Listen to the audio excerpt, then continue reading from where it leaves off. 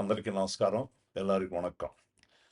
మత్స్యకారుల గ్రామాల కాపులు, పెద్ద మనుషులు, మహిళలు, యువతకి తమిళనాడు బోట్ల విడుదల విషయంలో నాపై వస్తున్న ఆరోపణలకు సోషల్ మీడియా ద్వారా జరుగుతున్న అసత్య ప్రచారాలను ఖండిస్తూ వాస్తవాలను మీకు తెలియపరచదలుచుకున్నాను.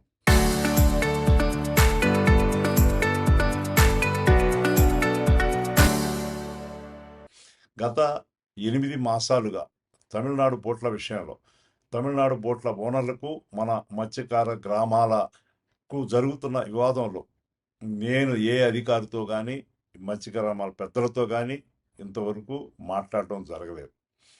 ఇతర రాష్ట్రాల బోట్ల విషయంలో శాశ్వత పరిష్కారం కోసం నెల్లూరు జిల్లా మత్స్యకారులు ఉమ్మడిగా నిర్ణయం తీసుకున్నారని, ఆంధ్రప్రదేశ్ తమిళనాడు ప్రభుత్వాలు శాశ్వత పరిష్కారం చూపాలని చెప్పి మీరు చేస్తున్న పోరాటానికి, మీ మనోభావాలకి, ప్రయోజనాలకి విరుద్ధంగా నేను ఏనాడు ప్రయత్నం చేయలేదు, చేయబోను.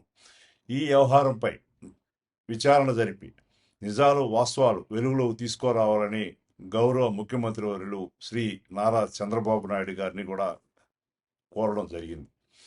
రాజ్యసభ సభ్యునిగా గౌరవ ప్రధానమంత్రి శ్రీ నరేంద్ర మోడీ గారికి, అదేవిధంగా హోం శాఖ మంత్రులు శ్రీ అమిత్ షా గారికి మరియు కేంద్ర మత్స్యశాఖ మంత్రివర్యులు రాజీవ్ రంజన్ సింగ్ గారికి తెలియపరిచి ఈ విషయంలో సమగ్ర విచారణ చేపట్టి బాధ్యులపై కఠిన చర్యలు తీసుకోవాలని చెప్పి కూడా కోరబోవడం జరుగుతూ ఉంది. ప్రజాసేవలో నిమగ్నమైన నాపై ఇలాంటి నిరాధార ఆరోపణ చేయడం దురదృష్టకరం, చాలా బాధాకరం. మత్స్యకారుల సంక్షేమం కోసం నేను నిరంతరం కృషి చేస్తున్నాను.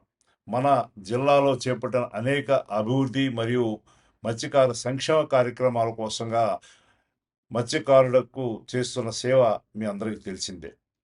నా జీవితంలో మత్స్యకార గ్రామాల ప్రయోజనాలకు, ప్రతిష్టకు భంగం కలిగించే పొరపాట్లు ఎప్పుడు చేయలేదు, చేయపోను కూడా అని చెప్పి మీకు తెలియజేసుకుంటా ఉన్నాను.